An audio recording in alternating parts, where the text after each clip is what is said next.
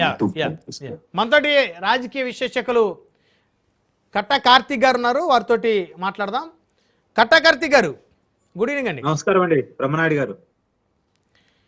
So Vijayasai Reddy గారి కొత్త రాజకీయ పార్టీ ఎవరికి లాభం ఎవరికి నష్టం? నిజానికి విజయసాయి రెడ్డి గారు ఒకప్పటి వైసీపీ నాయకుడు, రాజ్యసభ సభ్యుడు, పార్లమెంటరీ పార్టీ నేత. సహజంగా అతను వెనకాల ఉండేది వైఎస్ఆర్ కాంగ్రెస్ పార్టీ అభిమానులే ఉంటారు జనరల్ గా. కాకపోతే ఈ మధ్య ఆయన పెట్టుకుంటున్నటువంటి సిద్ధాంతం హిందుత్వ ఎజెండాగా ఆయన కొత్త రాజకీయ పార్టీ ఉండే అవకాశం ఉంది అనేది ఆయన సంకేతాలు పంపుతా ఉన్నాడు. కాబట్టి వైసీపీ నుంచి హిందూ ఓట్ బ్యాంక్ ను తన వైపుగా ఆకర్షించే అవకాశం ఉండొచ్చు. ప్రధానంగా వైసీపీతో ఉండే రెడ్డి ఓట్ బ్యాంక్ ని తన వెనకాలకి ర్యాలీ చేసుకునే అవకాశం ఉండొచ్చు.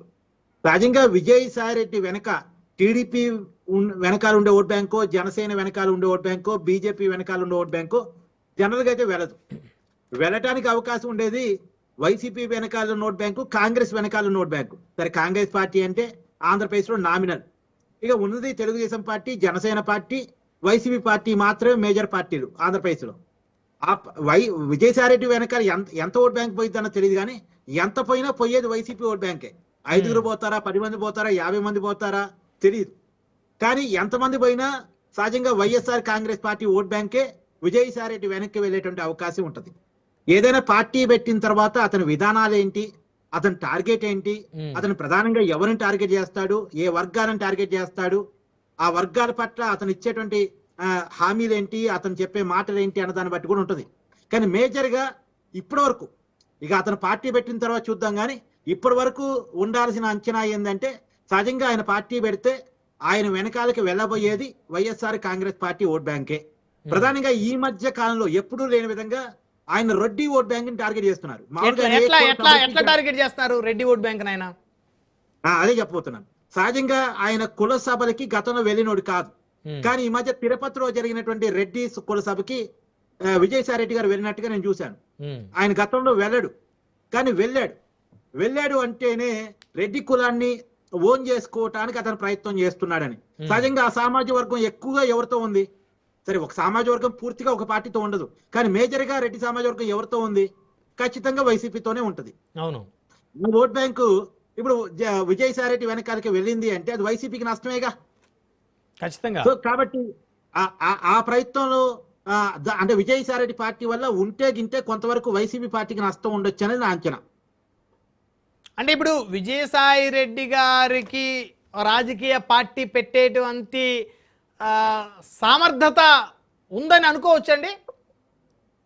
అంటే అది ఇప్పుడే చెప్పలేము. నిజానికి రాజకీయ పార్టీని ఏర్పాటు చేయడం ఎవరైనా చేయొచ్చు, కానీ దాన్ని నిలబెట్టుకోవడం చాలా కష్టం. నిజానికి ఆంధ్రప్రదేశ్ లో చాలా పార్టీలు ఉన్నాయి.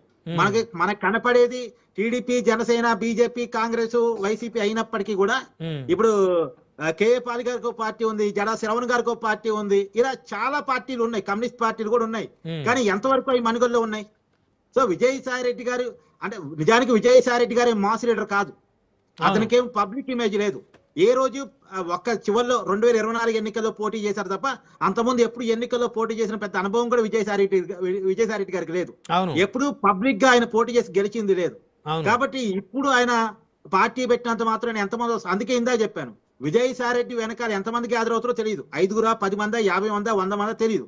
కానీ ఎంత పోయినా అంతవరకు వైసీపీకి నష్టమే అంటున్నాను నేను. ఇప్పుడు షర్మిల ఉంది, షర్మిల వల్ల కాంగ్రెస్ కి ఎంత లాభం అయిందో తెలియదు, కానీ వైసీపీకి అయితే నష్టం జరిగిందిగా. అవును, షర్మిల కాంగ్రెస్ ప్రెసిడెంట్ కావడం వల్ల. అలాగే విజయసాయి రెడ్డికి ఎంత ఓట్ బ్యాంక్ వస్తుంది, ఎంత ప్రభావం చూపిస్తాడు పక్కన పెట్టేస్తే, విజయసాయి రెడ్డి వల్ల విజయసాయి రెడ్డి పార్టీకి ఎంత లాభం అనేది పక్కన పెడితే వైసీపీకి నష్టం జరిగింది. ఇది నేను చెప్పదలుచుకున్నమాట.